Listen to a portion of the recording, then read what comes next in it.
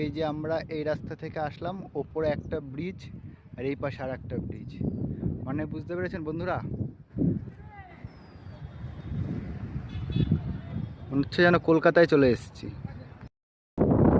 এই চারিদিকে এত ব্রিজ, এই পুরো সম্পূর্ণ ফাঁকা।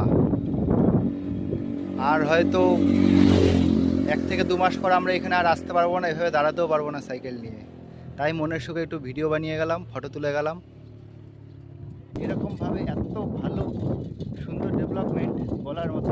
দারুণ অ্যাটমসফিয়ার।